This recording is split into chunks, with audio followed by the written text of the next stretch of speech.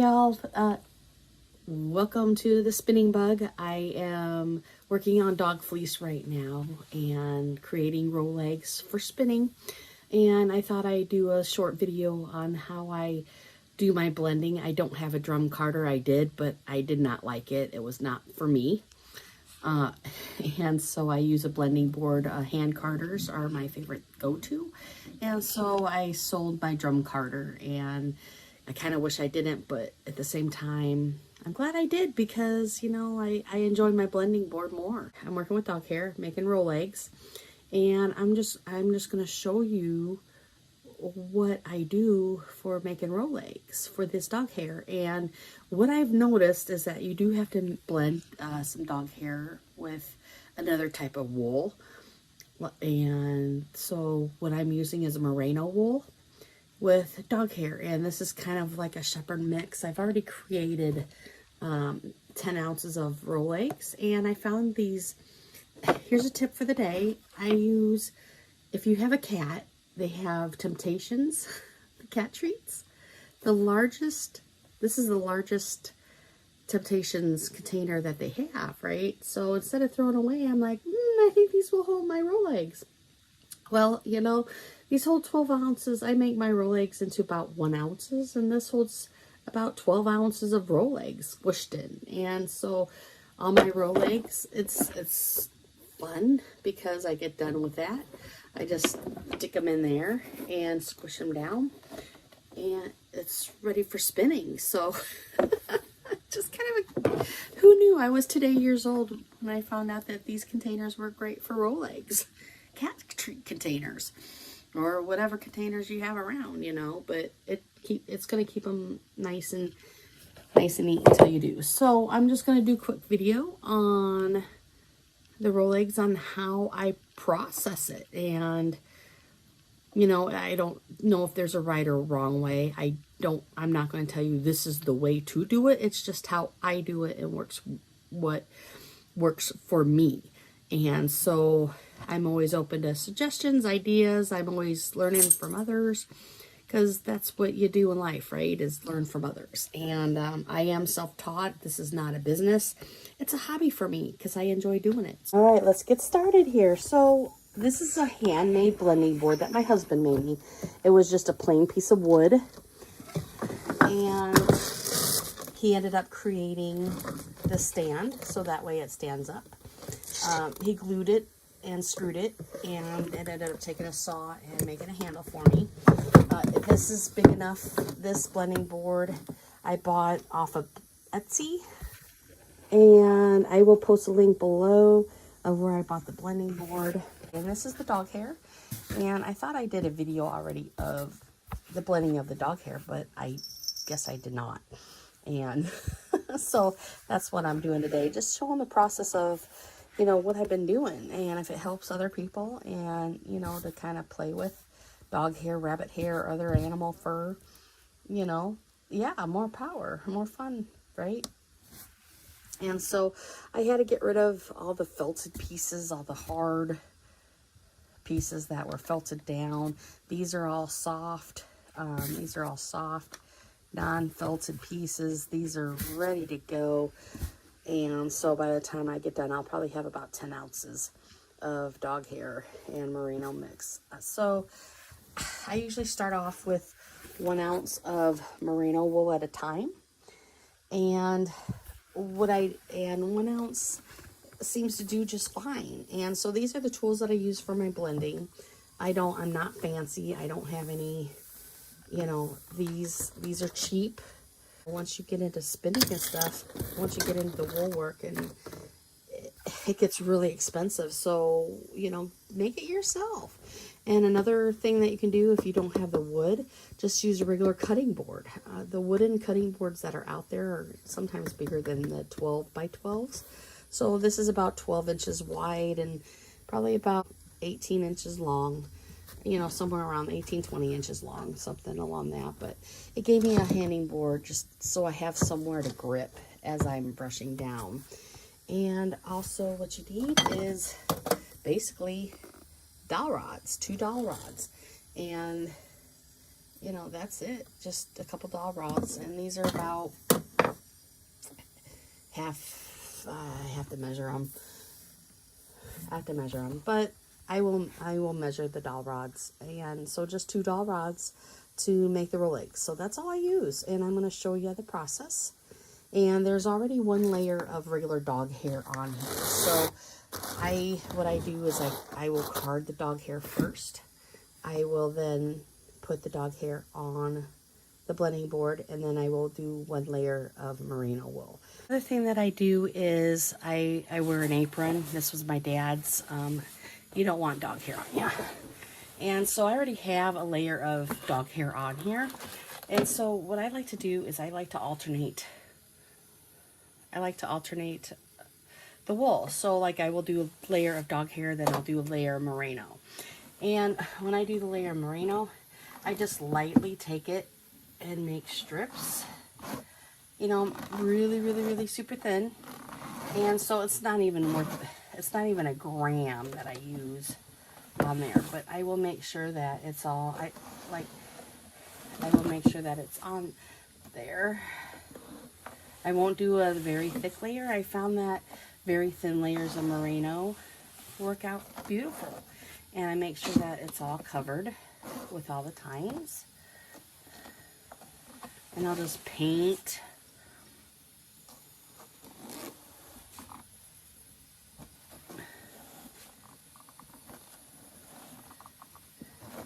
I'll just paint a very, very thin layer of merino on there. After each layer, I just take the dog brush, make sure, because the tines are up, I just go the opposite way so that the tines are down. And I'll just take it and blend it into the dog hair. So that's layer 2. I usually like to pile it on until the wool covers up the top of the tines. Alright, and then I'll take some dog hair and I'll put it on the carding board.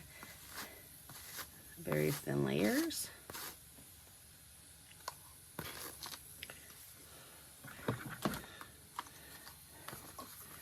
And then all you do is I just rock it back and forth. I don't brush it at all. This is why I like the curve. This is why I like the curved.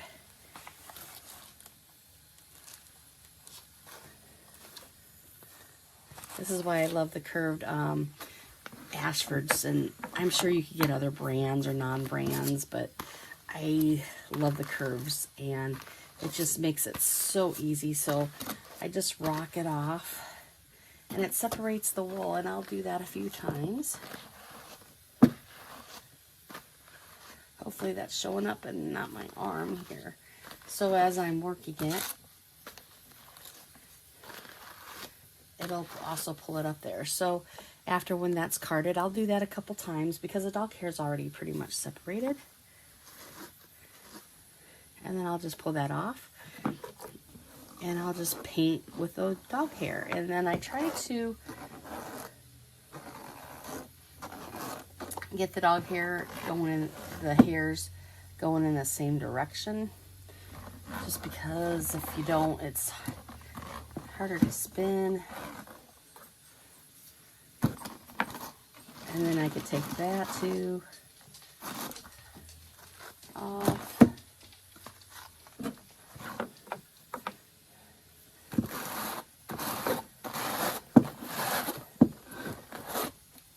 It makes it really smooth. And then these clumps, I'll just take those clumps out. I don't like clumps. And if I need to take them out, put them somewhere else, I can. But I try to get the hair going all in the same direction. So I notice that it's harder to spin when you get to those pieces and they're not going the same, the hair's not going in the same direction. Kind of makes it harder. It's kind of like locks, and when you're spinning regular yarns, you always want the cut side going first because it just makes it a lot easier. So I always make sure the cut ends go first. But you see that there's a couple lumps like right here. And I don't like them. So I'll just take them out and do it again. Do the carder.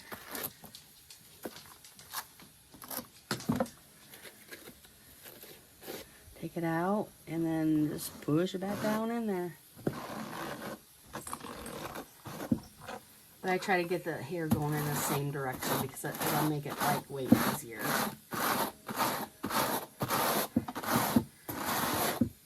And if you have a drum carder and like drum carders, by all means use a drum carder. It's just, for me, I just prefer not to use it. And then after when I get done with that, I'll take the Merino and paint a layer of Merino, just a very thin layer. And I'll keep going. Usually about four. I'll usually do another layer, usually about 4 layers. 1, 2.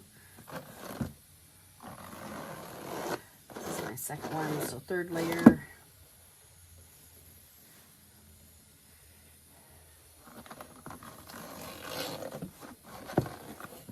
You know, and of course when you're doing artsy blending,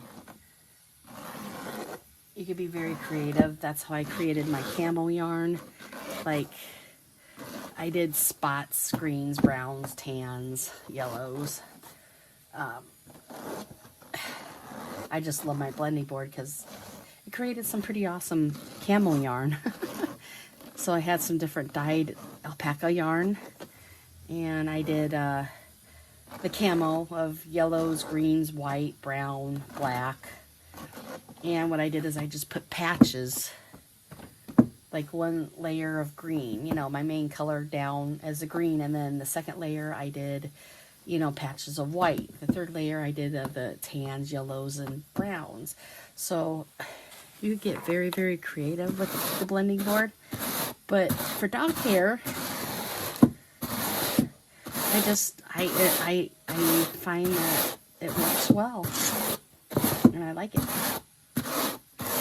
All right, and it's starting to get full, so you could tell when the blending board gets full that you're kind of done, but I could get another couple more layers on this. So again, I'll load up the card, and if I find any clumps, I don't want clumps because the clumps will come up in the spinning, like these short pieces of guard hair. You don't want those. That's garbage. Very, very short pieces. You do not want to spin guard hair because that won't work. But like the fluffy cotton is what you want to go for. Start off with the tips. And I'm kind of left-handed, so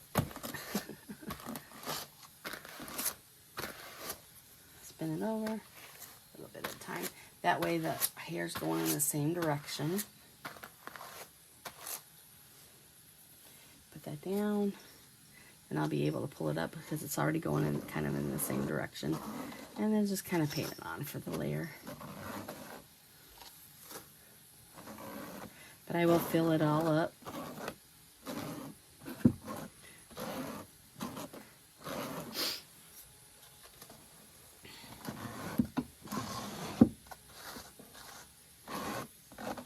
And the extra wool gets to empty spaces.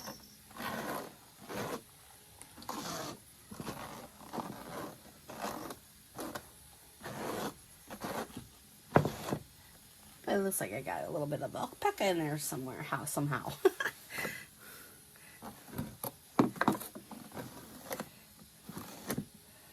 So, and then take the rest of the blending from there, kind of pull it down. But every layer that you do of dog hair, you want at least 1 layer of merino, because that way it kind of gives a 50-50 blend. And if you want to use more merino, the better, because dog hair don't really have the barbs to spin to stick.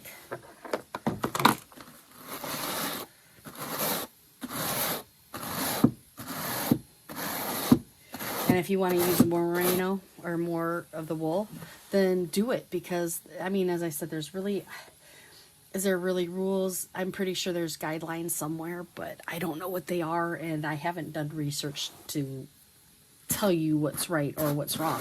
I don't know. All I know is I have fun doing this. And it's fun.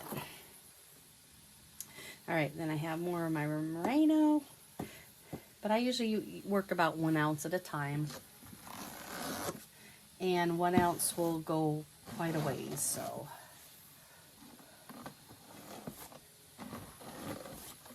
I'll do a very thin layer of merino.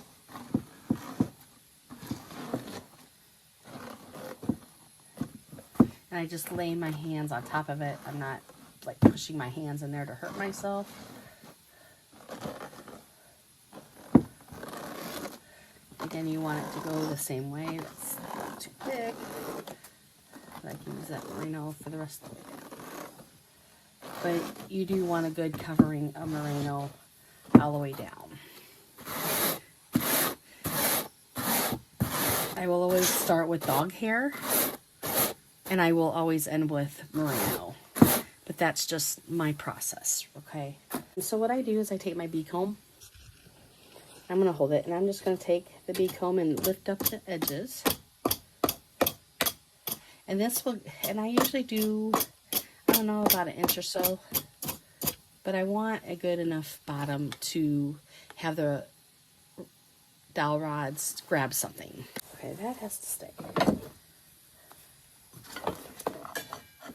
Alright, and then I'll put a dowel rod underneath. Another dowel rod goes on top. And I'll just roll. And then as I'm rolling, I will pull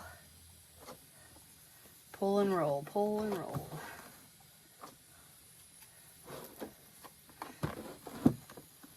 And if you're worried about the stuff that gets stuck up underneath, all you got to do is take the bee comb again and lift it up.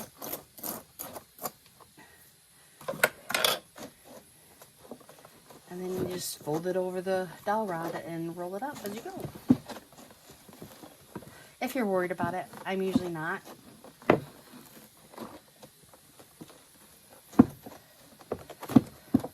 But I like lifting up and pulling.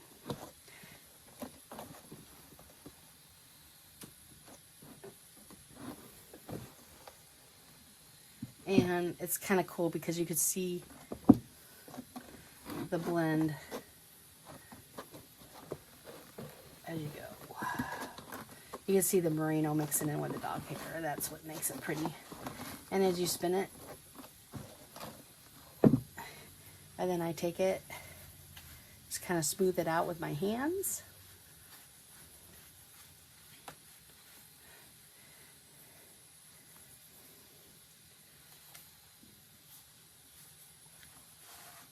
And I pull, and I'll pull one dowel rod out, and then that makes it easier to pull the rest of the row leg out. And then I just take the row leg and just roll it up. Row leg and just kind of like roll it up. And okay, so that was the basic of the row legs, and I appreciate everybody's comments about not being able to hear on a couple of my other videos, and that it was not much for a tutorial on my Kiwi 3. I am actually going to redo those videos with the dog hair. So when I get ready for spinning up the dog hair, I will definitely do a tutorial on how I set up my Kiwi, basic tutorial on it. I absolutely love this wheel. The flyer wheel, I love the bigger Argan flyer wheel, but I've also learned some tricks that you have to do to it, because the guides on them. I'm not a fan of the guides, and I found a trick to fix that. So I'm going to share that with you guys with the next video I do of the tutorial. And thanks for watching. Thanks for letting me know. I appreciate all the comments, the loves. And subscribe if you haven't. You want to see some more. And I appreciate your time. I appreciate your watching. And thank you so much. Have a great time. Have happy crafting and happy spinning.